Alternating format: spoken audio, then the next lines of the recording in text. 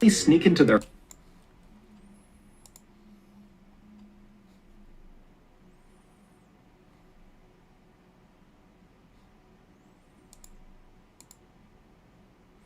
Waiting for my viewers to get in here. Right back at it. What's up?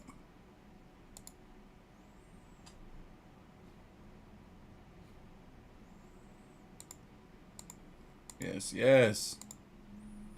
Doing it again, doing it again. Wasting no time.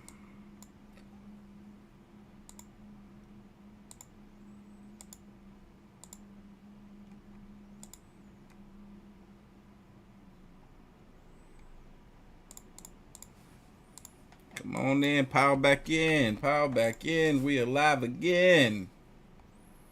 We're live again.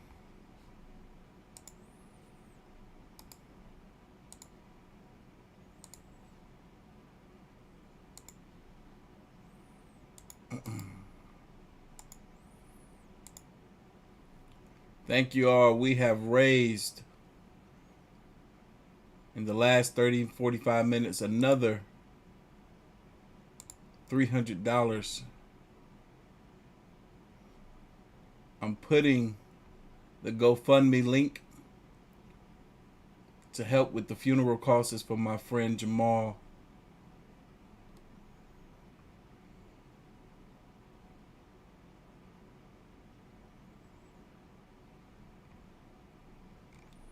Thank you guys again for the support. Shout out to David, new channel member in the building.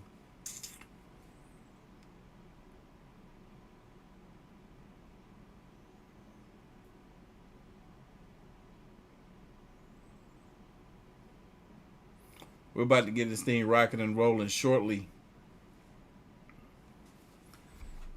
Y'all, this one's longer. This one is titled, "This Place Will Make You Spiral into Madness." About to check this out. Come on in, come on in. We're about to hit that number again. And once we do, we're going to get this thing rocking and rolling. 3 more viewers. Hit that like button for your boy. Please and thank you. If you can find it in your heart to donate $1 to the GoFundMe page linked above for my buddy Jamal, the family and I would appreciate it.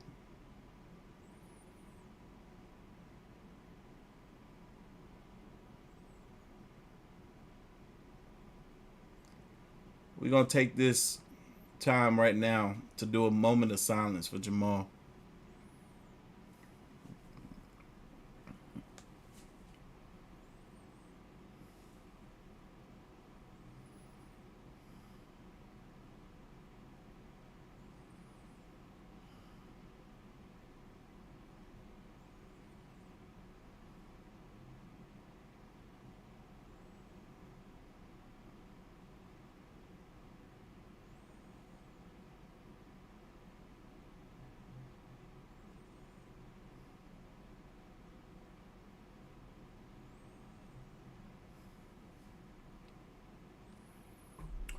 What up, AOK Mafia? It's your boy Artofkickz. And just like that, we back with another one.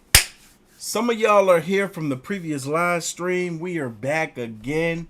If you want to catch that, go ahead and check out that video after this live stream. And then we're going to have another one, another Mr. Ballin' coming up right after this. We're knocking out 3 today for the Mr. Ballin' Marathon. Y'all, this story, again, is titled, "This Place Will Make You Spiral into Madness." This video is a bit longer than the last one, so we're going to be here a little bit longer. But y'all ready? I'm ready. Let's go. In late July of 1988, 2 hunters were walking up the steep mountain trail in Colorado looking for a place to set up for the day. And as they were walking, they eventually left the trail and began kind of meandering through the trees looking for a clearing. And at some point, they spotted a clearing up ahead, but in this clearing, there was this really bright white thing at the base of one of the trees. And so the two hunters, they walked up to investigate what this white thing was, and when they saw it, they both knew immediately that this was something no one was supposed to see. And so after the hunters took a mental note of where they were on the mountain, they turned around and rushed back down to town to tell authorities. But before we get into that story, if you're a fan of the strange, dark, and mysterious delivered in story format, then you've come to the right place, because that's all we do, and we upload once a week. So, if that's of interest to you, the next time the like button is at work, secretly sneak into their house and train their new puppy to bark at shadows and pee behind the washing machine. Also, please subscribe to our channel and turn on all notifications so you don't miss any of our weekly uploads. Okay, let's get into today's story.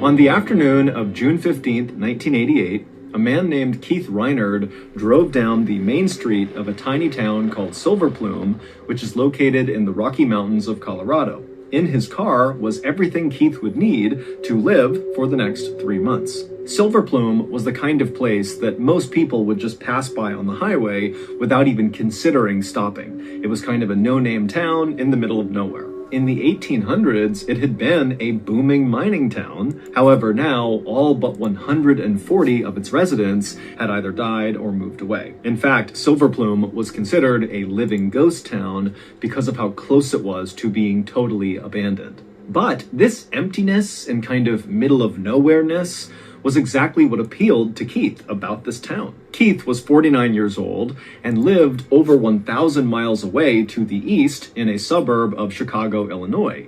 And Keith had a great life. He was married with 2 kids, a boy and a girl. He had a good job working for a newspaper covering high school sports, and he had a beautiful house. But for Keith, he felt like as good as his life looked on paper, it was missing something. There was one thing he had always wanted to do, but had always put off doing, and that was to write a book. And not just any book, a book that lots of people were going to read, a great American classic. That's what he wanted to make. But there was just one problem. Keith had no idea what this big book was going to be about. And that was why he had come to Silver Plume. Keith had taken a 3-month leave from his job and left his wife and his kids and the city all behind to come out to this town to hopefully, in this new, peaceful, quiet environment, find the inspiration he really needed to not only discover what this book would be about, but to sit down and actually write it. Keith's wife had not been happy about this plan, him kind of being gone for 3 months, not providing any income, not helping with the kids. But she could tell Keith really felt like he needed to do this, and so she gave him her blessing.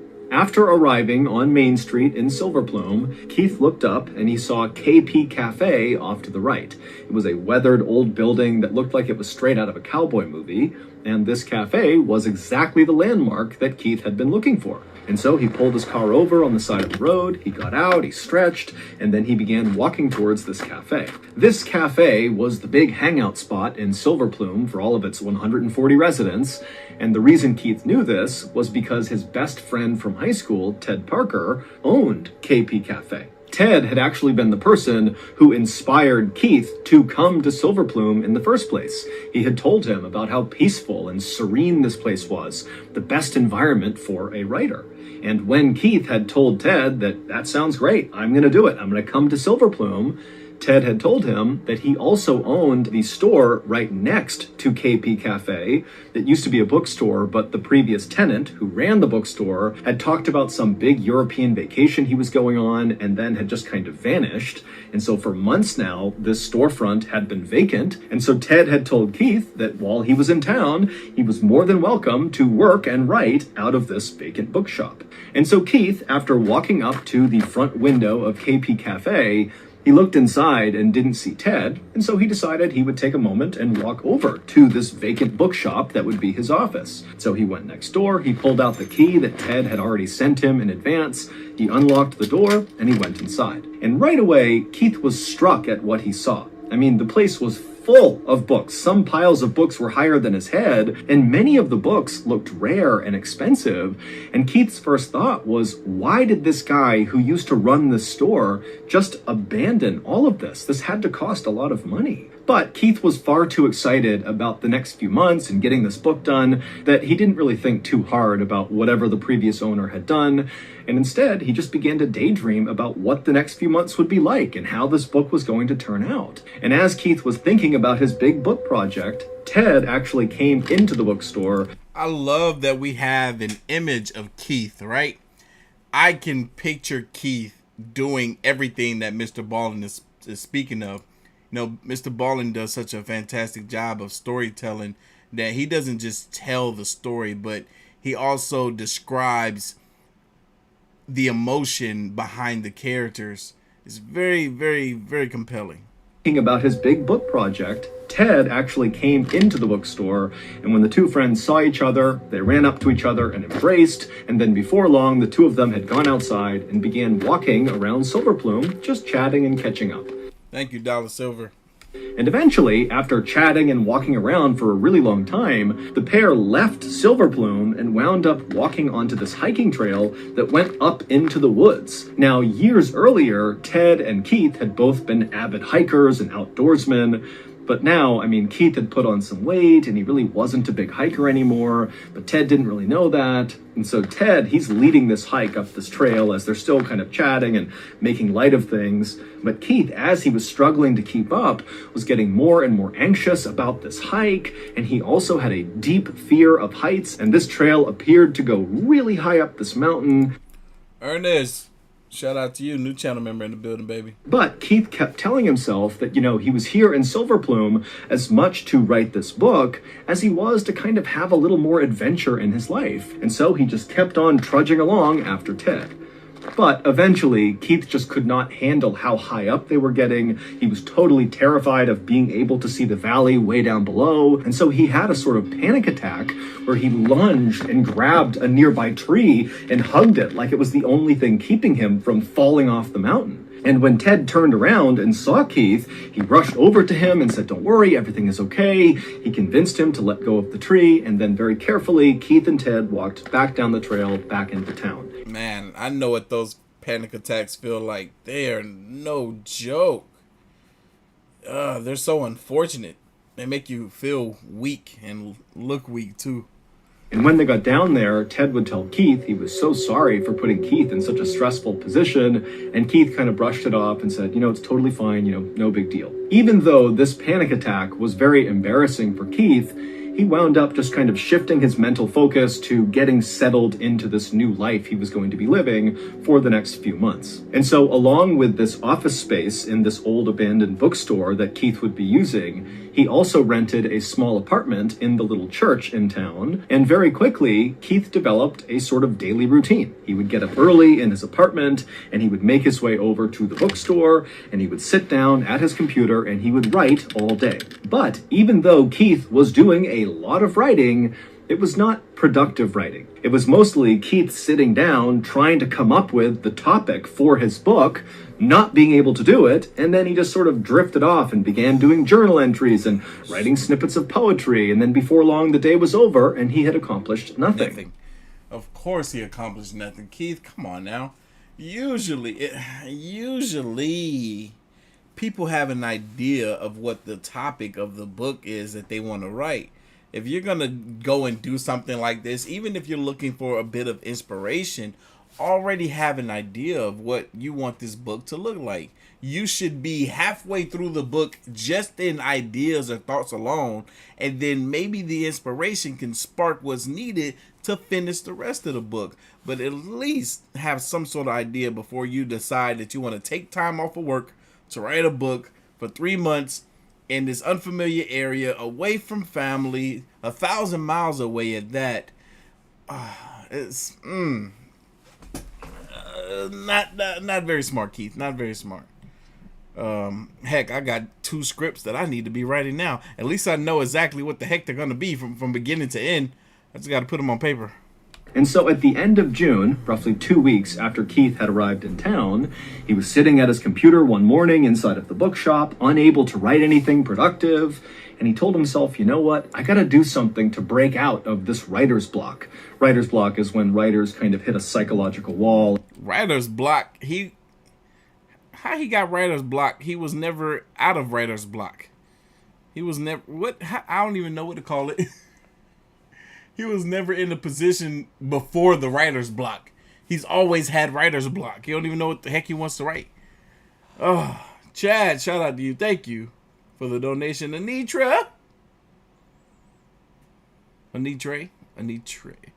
Miss Beard. I still can't get it right. I'm slow. Thank you for the donation. And just can't seem to be creative. They can't write. And so Keith decided, in order to kind of get out of this funk, that he would go back up into the mountains again. He would face his fear of heights, and he would get to the summit, and that clean mountain air and all the nature around him would kind of bring him back to reality and give him the inspiration he would need to just write this book. What book? He don't even know what he's writing. How do you not know what you're writing about, Keith? How do you not know? Look, Keith Simone writing a book right now. What you write? What's your book on, Keith Simone? She says it's being published November 17th. What is your book on? I need somebody to give me an idea of what they writing, because this dude Keith don't know. And so Keith turned off his computer, he left the bookstore, he went back to his apartment in the church, he packed some sandwiches and some water into a backpack, and then he walked from the church apartment to the nearby trail that would lead out of Silver Plume and up into the forest and into the mountains. It was a hot day that day. Wait a minute. Keith was writing on a dang on computer in the 80s? Heck, in the 90s, I was using the typewriter. That's crazy. But as soon as Keith was underneath the shade of all the trees, it was very cool, and the sounds of the birds and the insects and other animals all around him was very calming. But very quickly, Keith's hike went from very peaceful and relatively flat to very intimidating and very steep. But Keith, he was determined to do this hike. He felt like it was a critical step in the creation of this book. And so he just kept on going one foot after another, huffing and panting and making his way up this incredibly steep trail. What was he thinking? How could this man possibly be thinking that I'm about to go out here on this hike, which I already had a panic attack last time I did a little unexpected hike. Now I'm about to do the little hike and I'm thinking I'm going to get some inspiration.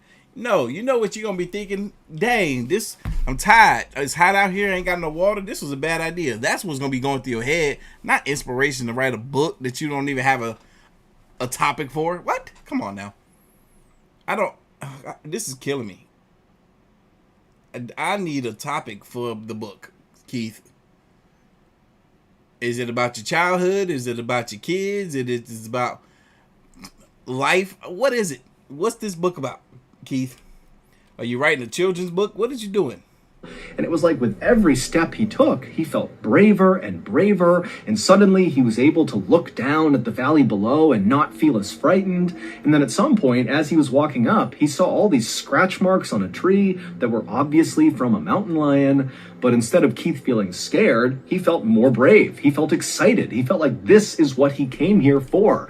I like that idea, Stewie. Donate the money to this stream so that I could donate it to Jamal's cause. I like that idea. This book and adventure kind of coming together in this moment. Finally, Keith made it to the top of this trail, and he found this incredible clearing that looked down over the town below. And in this clearing was a monument to a man named Clifford Griffin, who had died at this exact spot 100 years earlier. Wow. Keith knew Clifford's story. Back in 1887, when Silver Plume was a booming mining town, Clifford, who was a mine owner, came up to this exact spot in the mountains to play his violin. And then after playing it for a bit, he stopped and dug a grave, stood on the edge of it, shot himself, and fell into the hole. Wow. No one knew why he did that, But within a couple of years, the mining industry came to a halt in Silver Plume, and everybody just kind of vanished. And very quickly, rumors began to swirl around the people who remained in Silver Plume, how, their town must be cursed, and maybe it was connected to what happened to poor old Clifford. After staring at this monument for a few minutes, Keith... That's interesting how stories can come about out of just somebody random just came up with that. To say that this town is cursed because of what happened to Clifford. He could have just been depressed or going through something. Or maybe he heard some bad news about his health, and maybe he wanted to take, his life into his own hands. There's a multitude of reasons as to why he could have did what he did. But to say the town is cursed because mining stopped after that incident occurred, and they're kind of associating the two, that's a bit of a leap, I would say. Patinia in here letting us know she here. What's going on, lady? Good morning to you. Papa gifted 5 channel memberships. We appreciate you, brother. Make sure y'all thank that man or you don't deserve it. Turned his attention to lunch. He pulled up his backpack, took out a sandwich, and he began eating. And as he ate, he looked back at this monument and he thought of another strange Silver Plume story, except this one hit much closer to home. It was about the man who used to run the bookstore where Keith now did all of his writing out of. This man's name was Tom Young, and it would turn out what Keith had heard about Tom when Keith first arrived in Silver Plume was not entirely correct. Keith had been told that Tom had been talking about this European vacation, and so the consensus was that, he had left town and gone to Europe and just not come back.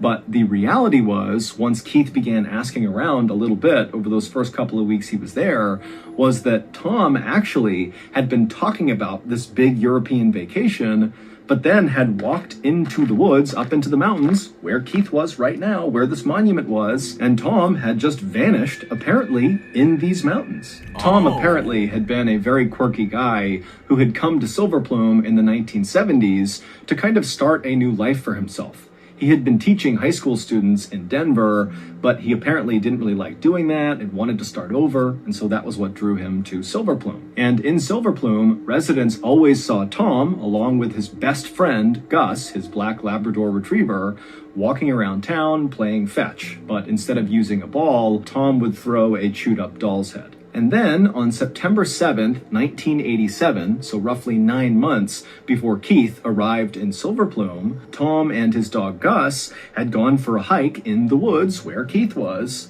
and then vanished. Now, at first, people assumed that because Tom had been talking a lot about going on this European vacation right before he vanished, that must be where he went. But when people checked his shop, they saw all of his books were still in there. It did not appear like he had packed things up. And when the sheriff looked into it, he couldn't find any evidence that Tom had ever bought any plane tickets to go to Europe. And so no one really knew what happened to Tom. It was like this big... Monique is in the building. It's rare to see her in here with a Mr. Ballin live stream. Thank you, Monique, for the donation. We appreciate you. Mystery. And so as Keith was standing in this clearing... Again, y'all, for those of y'all who are just making it here, at the top of the chat is a GoFundMe for my buddy Jamal. Trying to raise money for him. For his funeral. For those of y'all that didn't know, he got into a motorcycle accident. And he was my tattoo artist. I'm honored to be able to have a piece of his work. An amazing piece of his work. Really knew what happened to Tom. It was like this big things up. When people checked his shop, they saw all of his books were still in there. It did not appear like he had packed things up. And when the sheriff looked into it, he couldn't find any evidence that Tom had ever bought any plane tickets to go to Europe. And so no one really knew what happened to Tom. It was like this big mystery. And so as Keith was standing in this clearing near this monument, thinking about Tom and his story, Keith began to realize there were a lot of similarities between him, Keith, and Tom. They both... I was thinking the same thing. I was thinking the exact same thing. I'm like, yo, hold on. Tom works as a teacher And then Keith works like covering sports of high school students. Like, hold on, there's some similarity. Tom told this big story of wanting to go to Europe or wherever the heck it was. Keith wanted to go here where he currently is now. Interesting. Tom wandered off into the freaking woods to end up in the same spot that Keith is in. Some similarities. As adults, had come to Silver Plume, this kind of random place in the middle of Colorado, to get a sort of second chance in life. And they both worked out of the exact same storefront. And Keith had done some additional digging on Tom when he heard about this mystery and learned that they were almost the exact same age. Their birthdays were separated by 1 day. Also, Keith discovered that he and Tom had served in the military at almost the exact same time in the 1960s. And so as Keith was going over all these strange coincidences and weird similarities between his life and Tom's... At this point right here, this is where if I discovered that there was some weird similarities going on between me and another man that done vanished, guess what I'm doing? I'm sneaking back to town, make sure nobody see me hopping in my car and driving my black butt back home, because what? Nah. Suddenly, Keith stopped chewing his sandwich and just quickly packed everything back up. He turned and began running down the trail, going back towards town. Yeah. And as he ran, Keith smiled because he realized he had just discovered what his great American classic novel was going to be about. It was going to be about Tom. For the entire month of July, all Keith did was write. He was in his office 7 days a week typing away, and then at night, when he went back to his apartment, his neighbors would see the lights on all night long. At the end of July, so by this point, Keith has been living in Silver Plume for about a month and a half, 2 hunters from Silver Plume... He should have took his butt home. ...began hiking up that same mountain trail that led up into the mountains and into the forest that Keith had gone on recently and found his inspiration for his novel. And so these 2 hunters, they're making their way up the trail, and at some point they leave the marked trail and begin kind of meandering through the trees. And as they're walking, they're kind of looking for a clearing to set up for the day. And at one point, one of the hunters happens to look up and he sees there's this really bright white thing sitting at the base of a tree in a clearing. And so these 2 hunters make their way up to this bright white thing. And as soon as they're looking down at it, they realize they have very likely stumbled on a crime scene. At their feet was this green tarp that was partially exposing this white skeleton underneath. And when they pulled back the green tarp a little bit, they saw it was a human skeleton and a dog skeleton kind of lying next to each other as if the 2 of them had lied down and died there. But what was immediately apparent to these 2 hunters... Wait a minute, was that the actual photo? Real photo of Tom and Gus remains? Wow. Had lied down and died there. But what was immediately apparent to these 2 hunters is that both the human skull and the dog skull had gaping holes in them, like they had been shot. And several feet away from the skeletons was a rusted pistol. And so these 2 hunters, after staring at the scene in front of them for a couple of seconds, they took a mental note of where they were on the mountain, and then they turned around and headed back down to town to tell the sheriff. And when the sheriff went up with his deputies to go search the scene themselves, they very quickly identified that these remains belonged to Tom Young and his dog Gus. And the sheriff also found out that that pistol that was found several feet away from the 2 skeletons had been purchased by Tom just a few days before he had vanished. And so the sheriff decided that what must have happened... Murder-suicide. He murdered his dog and then shot himself. Maybe. Is Tom brought his dog up into the mountains, and after shooting his dog, Tom turned and shot himself. This was a suicide. Case closed. Ugh.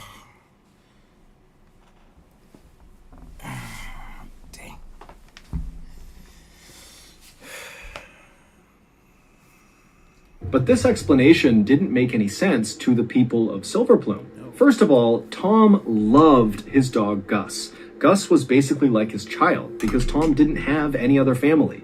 And so why would he hurt his dog? Also, Tom was not acting remotely like someone who was going to commit suicide in the days leading up to his death. People saw him at the grocery store buying a whole bunch of groceries. He talked endlessly about how excited he was about this big European vacation. And then there was this one other thing that also made suicide seem very unlikely.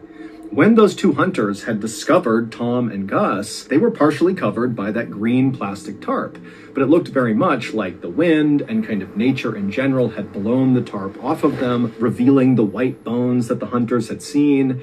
But what that meant is that very likely that tarp at one point had been totally covering their bodies. And so between that and the fact that the gun was located several feet away from where Tom was, it seemed to the people of Silverplume that probably somebody else had shot and killed both Tom and Gus, covered them up with this tarp, and then dumped the gun several feet away.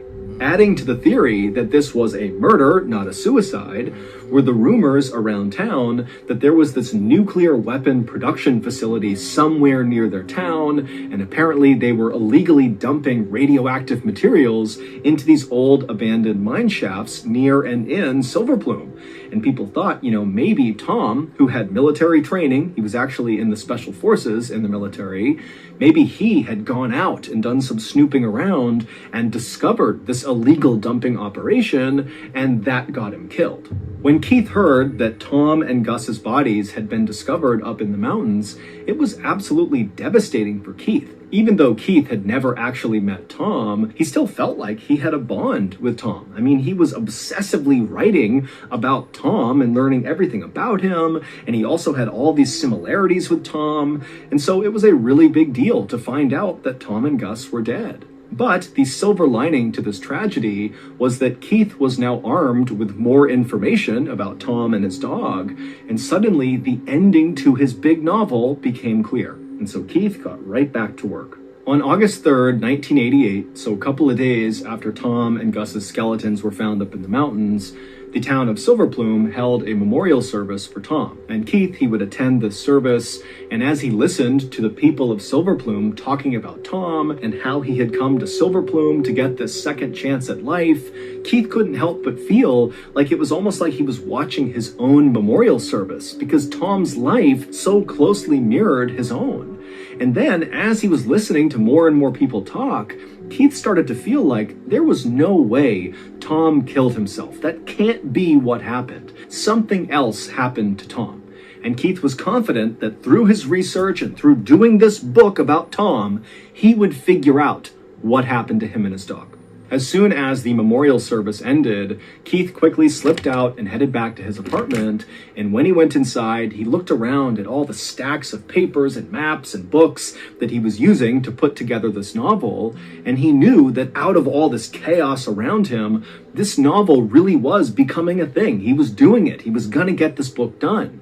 But he knew there was one more thing he had to do before he could finish this book. And that was, he had to go back up into the mountains. So a few days later, on August 7th, at around 4:30 in the afternoon, Keith walked inside of KP Cafe and strolled up to the counter where his buddy, Ted Parker, was sitting there reading a book. Keith paid for a drink and then announced to Ted that he, Keith, was going to leave this cafe and go right up into the mountains again.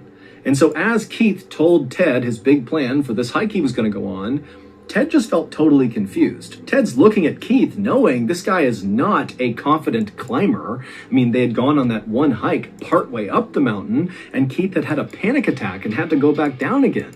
Also, at the top of the mountain, it was like 12,000 feet of elevation where the temperatures would be near or below freezing, and here Keith was just wearing a flannel shirt and jeans. He had no other equipment with him, no other warm clothes. Also, the route that Keith was describing to Ted would take at least 6 hours round trip, and it's 4:30 p.m. now. And so Ted's thinking, Keith is going to get trapped up in the mountains in the middle of the night. And so Ted finally says to Keith, "I hope you're joking." But Keith would say, "I am not joking. And in fact, I'm leaving right now." And then before Ted could even protest, Keith turned around and while sipping his drink, just casually walked out of the store and began heading towards the mountains. And Ted, he thought about stopping Keith and really talking some sense into him.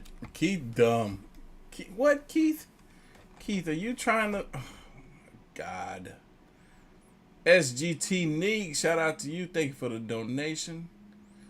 Billa, the driller. Shout out to you. Thank you for the donation. Wow. What is wrong with Keith, man? And getting him not to do this hike.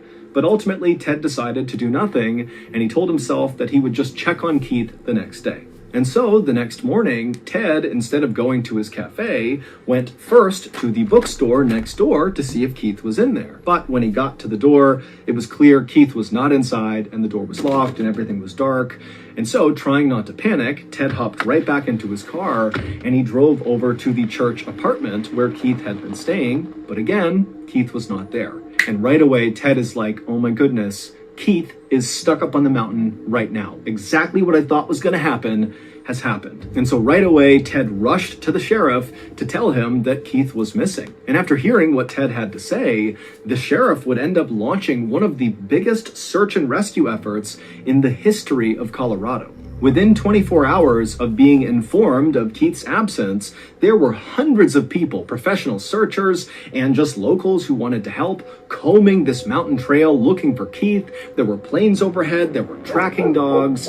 I mean, this was a really big deal. And by this point, Keith was very well known in Silver Plume. It's a tiny place. Everybody knows each other, and everyone knew that, he was working on this big book. And so people were really worried about Keith. He was one of theirs. But also, the townspeople were very creeped out by the fact that, Keith, who they knew was very similar to Tom, they knew he was writing about Tom, they knew that Keith was working out of the same storefront that Tom had been in, that now Keith had apparently vanished under the exact same circumstances as Tom. He had wandered into the woods, and that was it. And so it just felt like, how could they have these two people go missing in the exact same way? It just wasn't adding up. On August 9th, so 2 days after Keith had gone missing, and so by this point he's still missing, Ted and some friends decided they would go to Keith's apartment and look around and see if maybe there was some clue as to where Keith went or what he was going to do on this hike. And so they went into his apartment, and Ted's friends began fanning out and looking in the bedroom and looking through all the papers and documents all over the floor, and Ted sat down at Keith's computer. And so Ted fired it up. And as soon as it loaded, there was just this one document on the desktop, and it was the book that Keith was writing. And so Ted clicked on it. And right away, after reading just a couple of lines, he was yelling for his friends to come over here and look at this. And one by one, each of these guys came over, and they just could not believe what they were looking at. From the first page of Keith's book, it was clear the setting for his book was Silver Plume, except he renamed it White Plume. He had created all these fictional characters as well that were obviously based on real people, but had renamed them as well. But that was not what shocked Ted and his friends. What shocked them was the main character of this book. His name was Guy Gypsum. Guy Gypsum was a military veteran who had come to White Plume looking for a better life and an opportunity to be closer to nature in rural Colorado. Guy was almost 50 years old, he loved to go hiking, and he worked out of a storefront that was right next to the only cafe in town. Guy Gypsum was both Keith and Tom at the same time. Keith basically had taken Tom's life and Keith's own life and merged them to create this composite character. And when Ted and his friends scrolled to the bottom of this document, they realized that Keith had written an ending for Guy Gypsum's character. These are the final words in this document. Guy Gypsum changed into some hiking boots and donned a heavy flannel shirt. He understood it all now, and his motivations. Guy closed the door and then walked off towards the lush, shadowless Colorado forests above. 5 days later, the search for Keith was called off. He was never found. Some people say Keith wandered up into the mountains and accidentally died of exposure, and someday we'll find his remains somewhere in the forest. But others say, after reading that final line in Keith's book, that Keith did all this on purpose. I mean, he literally lived out the final part of his book. He put on his boots and his heavy flannel shirt and his jeans, and he wandered off into the lush, shadowless Colorado forest above and killed himself in order to perhaps get closer to Tom Young, the man he had kind of become obsessed with after learning they were so similar, and the man he kind of like meshed his own life with and created this weird composite character of these two lives. I mean, it seemed like a guy that had kind of spiraled into madness in writing this book and decided that death was the only way to finish the novel. It's crazy to think, because this man Keith, it's almost as if he forgot about his family back home. Oh. And still others say, maybe there really is some kind of secret illicit operation happening in or around Silver Plume. Maybe it's that radioactive waste getting dumped into the mines that, Tom discovered, and that got him killed. And Keith, in researching Tom, also discovered this illegal thing, and that got Keith killed as well. Mysterious Mr. Rex, follow us on Twitter and Instagram, where I announce that I'm going live. But all of those things are just theories, because today, officially, there is no answer as to what happened to Keith. His case is still open. Wow, that's crazy. They don't even know what happened to him. So that's man, woo. Stories, bro. It's so fascinating to me that things happen, fascinating things, and without the help of Mr. Ballin, these are stories that we may never hear of. It's crazy to think that this happened, man. They can make a movie over this. This is wild. But anyway, y'all, we got one more live to do in this Mr. Ballin marathon. I'm about to pull it up, and we're about to get to it. All right. This one, the next one is titled, "Never Ask This Question Unless You Want to Die." We're about to check this out. I'm about to end this one now, and I'm going to see y'all